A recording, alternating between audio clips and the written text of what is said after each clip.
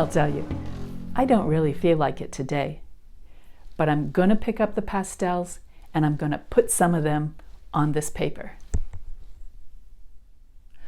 Working with the landscape of a gray autumn day, thinking about how to gray down these hues, how to neutralize them, to make them work better for the atmosphere and the ambiance of autumn. You know, in November here in Maine, it gets very gray and many people think very dull. But if you really look at some of the colors, they're richly deep and beautiful. I am just laying out my general design of the landscape here. I had gone out sketching and photographing earlier, but it was so misty I couldn't really stay out there and do a plein air painting. So this field comes down in here, kind of warm, but first of all, it's very gray. So I'm going to start with a grayish sky. Lay that in, generally speaking, quite quickly. Gray, deeper gray, lighter gray. This pastel is Diane Townsend. They're some of my favorite. I like the size. I can lay down a lot of color very quickly. And it has a little grit in it, which helps subsequent layers to grab onto when you're working with soft pastel. I'm on a sanded paper, but I like that texture. I really like it. So when I add a little bit more, it works very nicely. I'm going to work kind of back to front here. I have some very grayed purples, warmish purples, believe it or not, in the distance. Some trees way out there. So I'm going to lay in this color. Is this? I think this used to be called Caput Mortem by Winsor Newton. It's a purplish brown, very gray, very nice, kind of perfect for this area, the expression of this. And then I want to soften it. I want to gray it, kind of purplish gray, even softer. And I'm just glazing now over some of those areas way back. Too much of a line right there. There's some trees over here that aren't quite as warm. So I'm going to lay in this purple gray. It looks brighter on the video than on my paper, but I will tone that down. I don't want to lose that distant color either. Kind of lost that. There.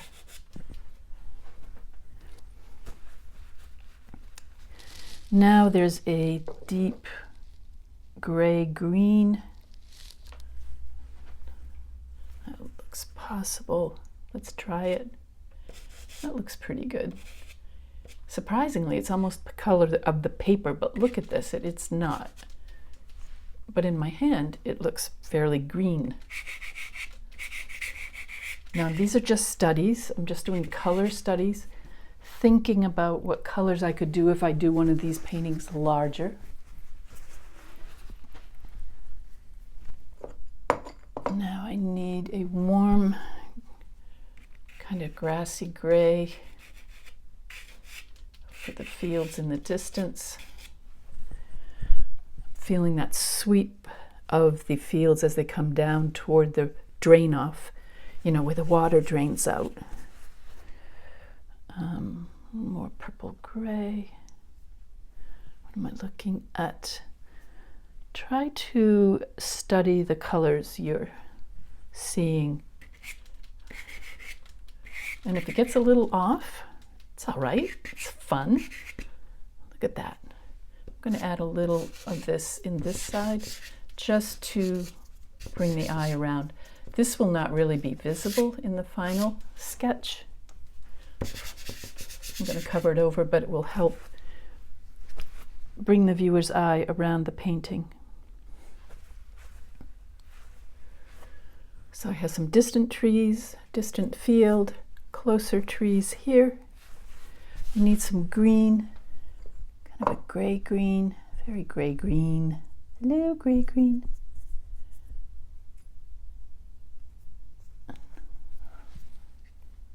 That looks pretty good. Maybe in the tops of these trees. But you can see, even though I'm choosing grayed colors, there's still color. I mean, it's subtle, but it's rich and it's beautiful. Bushes down here. I think bushes, but I'm not. I'm just doing almost abstract shapes. Kind of fun. All right, let's bring some of this field area forward. It does get quite warm. Going across here. Letting some of that darker paper show through, and that helps to give the sense that there's shadows and highlights playing in that field. Get this color down here.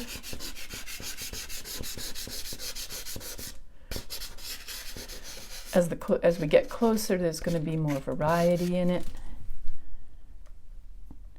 As I go to my box, I'll take this color and I'll hold it against other colors to see how close I am. I think that's almost the same color. A little bit lighter, but I need one even a little bit more light. That one looks better. See the difference?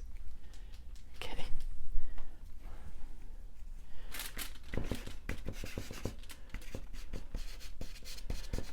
And if it's not exactly the same hue, that doesn't really matter.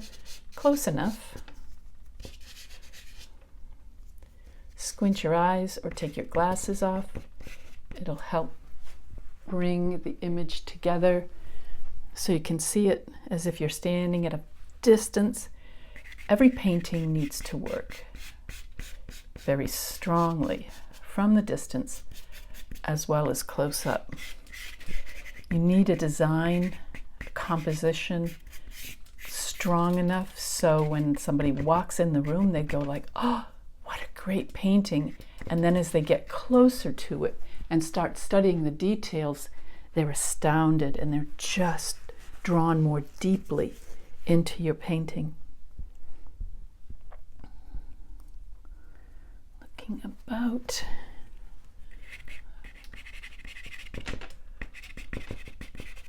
Thinking these vertical lines,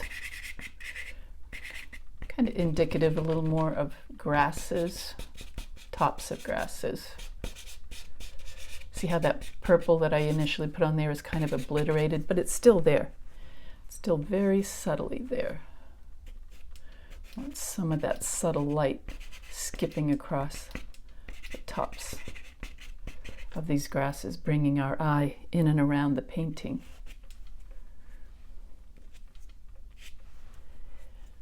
And down in here, perhaps. Step back, contemplate where we're going next. I have some depth here. There's some trees here. They're actually willow trees, but it doesn't much matter. We just want the essence of tree, the feeling of tree. And shadows in behind them. This is vine charcoal. Works very nicely with pastel. They play well together.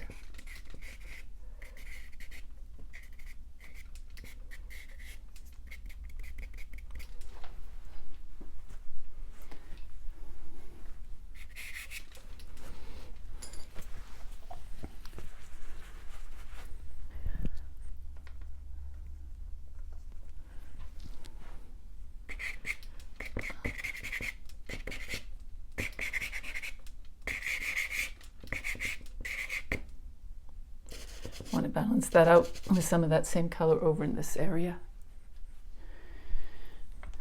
And in here we have some beautiful rich, this is going to be tricky to find this color. I want to test it out on the edge. Actually, wow, I'm surprised. That came out pretty close to what I was looking for. And I thought I was going to have trouble finding it. This is a different type of grass in this corner. No idea what kind of grass it is right now, but it doesn't quite matter. And I'm going to come back and finish this in a moment.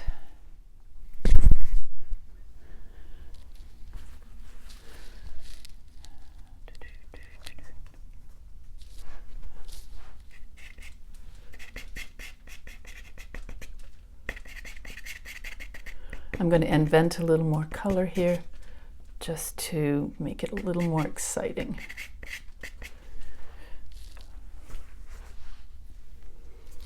Here, a burnt sienna-ish color. These were some of the colors I saw as I was out. That grayish purple, that soft green, and the amber tones, and this subtle russets. Really quite rich, don't you think? I think it's quite rich. Beautiful. Not colors I would normally play with, and I find them very exciting. Very beautiful. Just glazing, barely touching here. And then I want to finish up the sky a little bit. Define that a little bit better. It's a little bit green. I need something a little bluer. Not quite what I'm looking for. This looks a little more blue, but it looks rather light. Let me test it here. It's not as light as I thought it was. Good. Okay, this light catching at the edge of those trees in the distance. Trees on a slight hill here.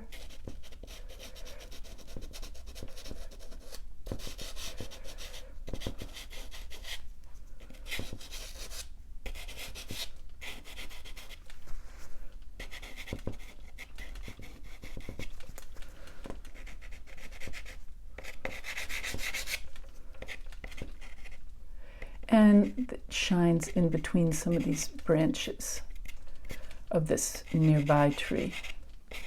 So I'm going to paint the negative space around those areas that are more open because so many of the leaves have fallen off. And into this. Now, as I go off in my vignette corners, I just kind of vignette it, and I don't have to define it as much. I don't want the details as strong over here. I want them to be down in this area more, so I don't have to worry about details all the way to the edge. Let's see. That's looking pretty good. Couple more places where the sky can peek through. Perhaps here and here. Yeah.